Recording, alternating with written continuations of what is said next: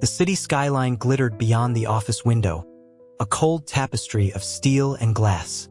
Mason stared at his computer screen, his knuckles white where they gripped the mouse. Across the expansive desk, Leo lounged in the executive chair, feet propped on the polished surface, scrolling through his phone with a bored expression. A notification chimed on Mason's phone. He glanced at it, his stomach tightening. Another transfer. 5,000 demanded, 50,000 sent.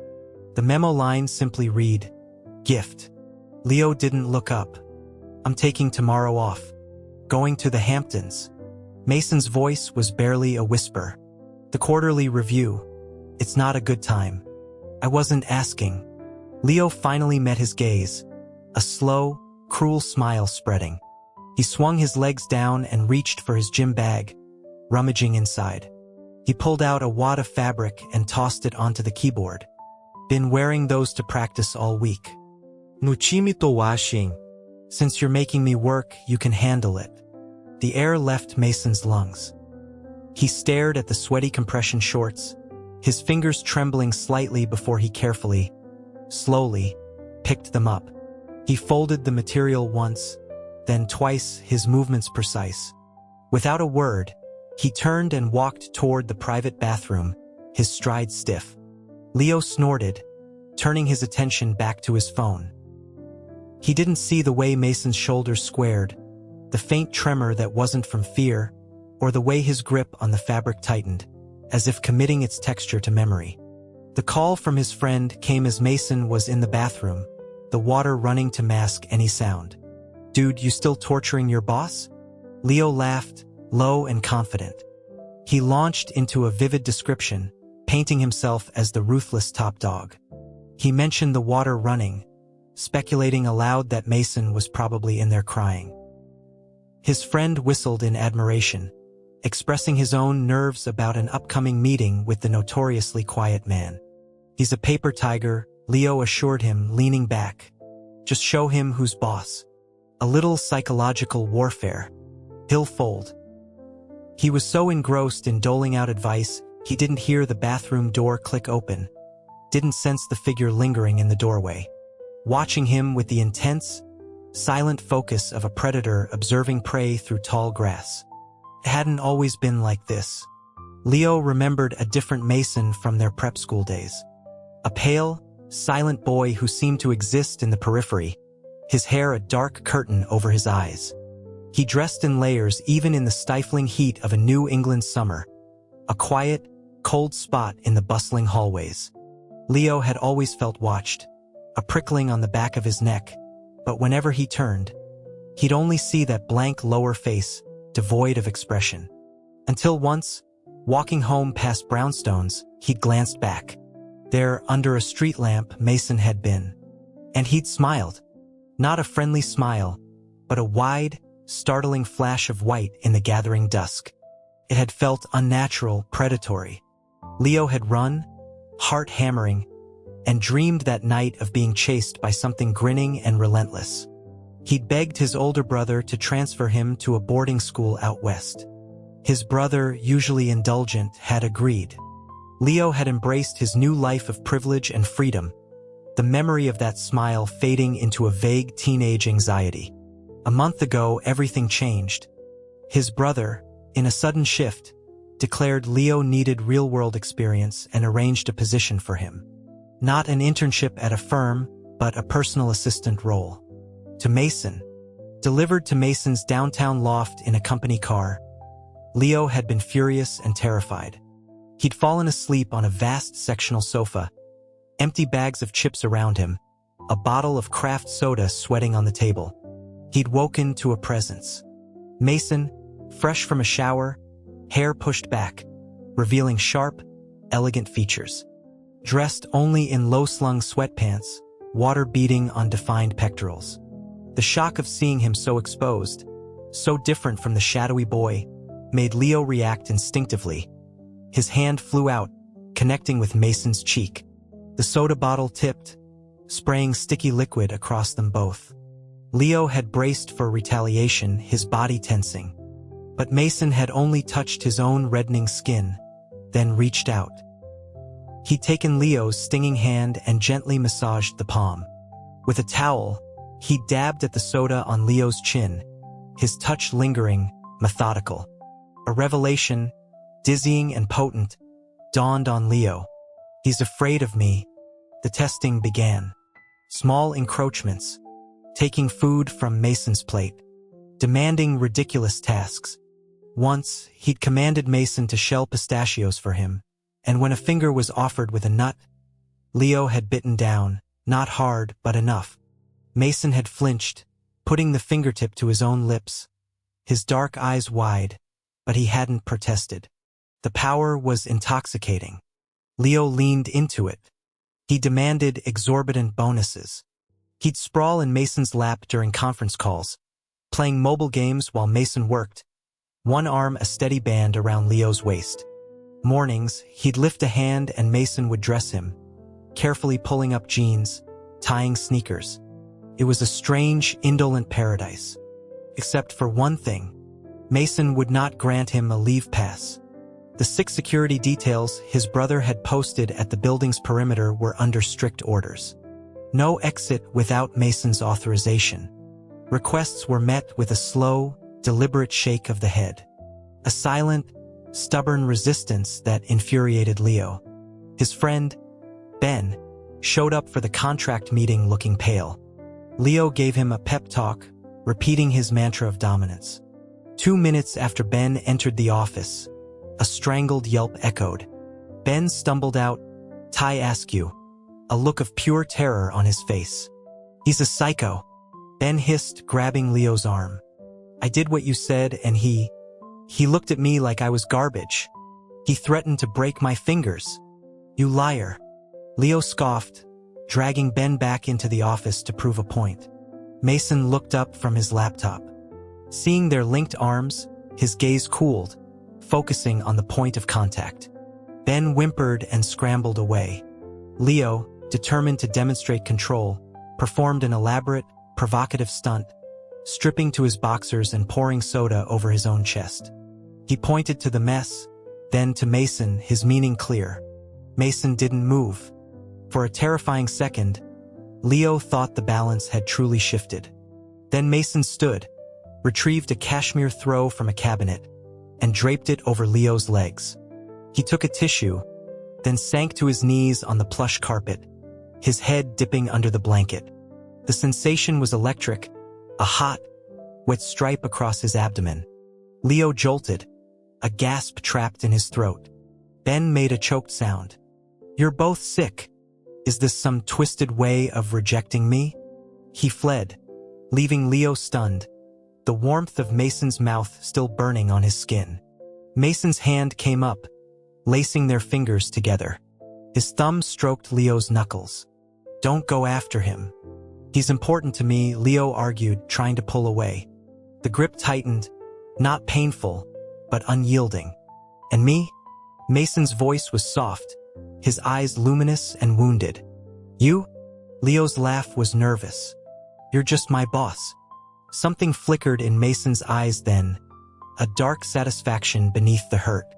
He lifted Leo's sticky hand, examining it.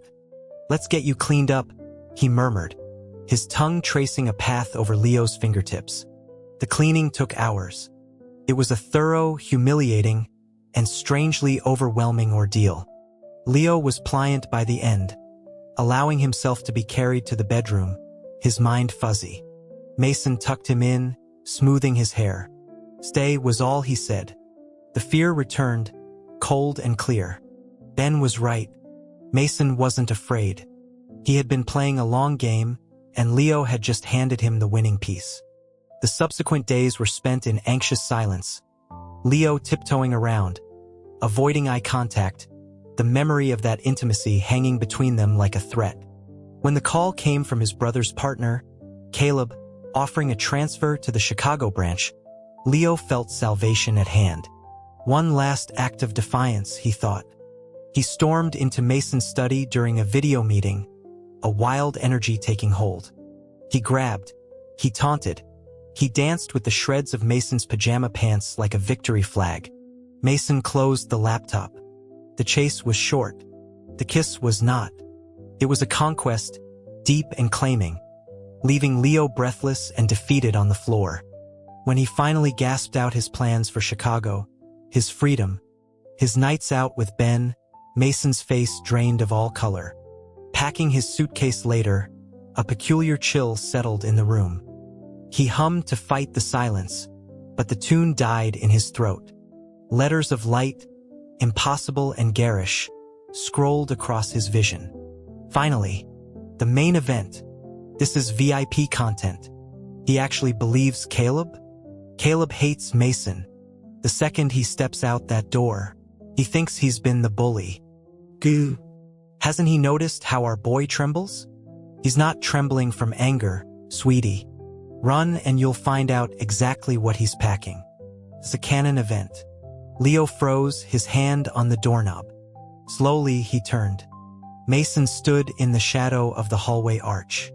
The weak light caught the metallic glint of something in his hand. His hair had fallen forward again, but his mouth was set in a rigid, unnerving smile. Leaving so soon? The words hung in the cold air. The ghostly text flashed again. Cheering, demanding, describing things that turned Leo's blood to ice. I changed my mind, Leo stammered, his voice thin. It's drafty in my room. Thought I might sleep in here. The metallic object hit the floor with a thud before being kicked swiftly under the bed. Cuff, Leo realized. Mason's smile vanished, replaced by a hesitant, almost shy look. With me? The car from Chicago was sent away. That night, lying rigid beside Mason, Leo kept his eyes shut tight, the invasive text predicting and commenting, a lurid chorus in his mind. He complained about the lack of action, speculated wildly. One voice wondered if Leo could see them. Another urged him to just go for it. Mason sat up abruptly. The text erupted in anticipation. Leo curled into a ball. But Mason only got out of bed and left the room. The text reported with frustrated glee that he'd gone to the kitchen, to the ice maker. For a long, long time. The next morning, Leo sent Mason on a crosstown errand for specific pastries. Alone, he followed the text's insistent directions to a discreet door off the garage. It required a code. The text supplied one, a date from 15 years ago. A date Leo didn't recognize. The door opened on a sealed, soundproofed space. One side held a chilling, clinical array of equipment. A single wooden bench looked almost quaint by comparison. The other side was a shrine. Framed photos from prep school Leo had forgotten. A glass case held trivialities. An old bottle cap, a faded friendship bracelet, a single worn soccer sock. Most disturbing was a life-sized cutout of Leo from a college alumni magazine. He slammed the door shut, his breath coming in short pants. The text cajoled, teased, then turned analytical. He's not getting out. This is his genre. He imprints like a seabird. Look, your life goal is leisure and fun. He'd give you that, just on his terms. You might even enjoy the terms. Back in the living room, Mason worked on a sofa, his glances frequent and soft. Leo sat opposite, mindlessly eating pretzels. The text became a chant, pushing him, daring him, questioning his courage. With a frustrated grunt, Leo stood and crossed the room, straddling Mason's lap. He kissed him, a claiming, desperate kiss. Mason responded instantly, hands settling on Leo's hips, his touch igniting a trail of fire. When his fingers teased at the waistband of Leo's shorts, panic surged. Wait, Leo breathed against his lips. I like to take things slow. We should date first. Mason stilled, his cheeks flushing a delicate pink. He nodded, earnest. Okay, whatever you want. Their first date was a pulsating downtown club. Mason sat stiffly in a booth, visibly uncomfortable as people approached him. The text narrated each attempt, each admiring glance. A simmering irritation Leo didn't understand boiled up in him. He marched over, shot a glare at a slender man leaning too close, and pointed to his own lips. Mason was there in an instant, kissing him with a fervor that dissolved the noise of the club. They broke apart, breathless, to a ring of applause. Leo, mortified, dragged Mason out into the cool night, running until they laughed, hand in hand. He took Mason to a thriller at an indie cinema. During a tense scene, Leo grabbed Mason's arm. The text immediately diverted. "Stop watching the movie. Watch him watch your hand. The gears are turning. The hamster is sprinting. He's thinking about how that hand would feel somewhere else." Leo glanced over. Mason was indeed staring at Leo's hand on his forearm with a look of profound, focused fascination. A mischievous idea took root. "Thinking about using it?" he whispered. Mason shook his head fast, a denial so pure it was transparent. Leo, emboldened, let his hand drift. Mason caught it, holding it in place, his gaze fixed straight ahead on the screen, his ears burning crimson. Leo discovered a strange joy in this new dynamic. In making the unflappable Mason blush in a bumper car, gasp in a haunted house, hold him tight at the top of a Ferris wheel. Felt, against all odds, like something real. The illusion shattered when Mason's father arrived. Leo listened from the upstairs landing as the man berated Mason, his voice sharp with contempt. He spoke of boardroom coups, of family pressure, of Mason's worth being tied only to his brother's disability. He called Mason a misfit, a mistake. The text filled in the brutal backstory, a childhood of neglect, a half-brother's treachery. A long-ago kidnapping plot meant for Mason that had gone wrong. Before he knew it, Leo was walking down the stairs. He defended Mason, his voice firm. He spoke of his kindness, his integrity, and finished by pointedly asking what it said about a father who would call his own son such names. The older man left, flustered and angry. Mason hugged him, his body trembling slightly. "Stay with me," he whispered into Leo's neck, the words clear and heartfelt. "I love you." Tears pricked Leo's eyes. He loved him too. That was the terrible truth. Which was why, back at the office days later, when Mason reached for his hand, Leo pulled away. He fled to the break room, his heart a knot of misery. Brooding, Caleb leaned in the doorway, a smirk on his face. Leo dragged him into a conference room. "You set me up. You never meant to get me out. Obviously. You're a nuisance. At home, you distracted my husband. Here, you distract Mason. I want my brother's attention to myself." His eyes flicked to Leo's neck. "He finally fuck you?" Leo's hand flew to the fading mark. "No. I was on top." Caleb's eyebrow arched. Doubtful. "I've seen him in a locker room. You'd have a better time the other way around." A cold draft snaked into the sealed room. Leo ignored it, lowering his voice.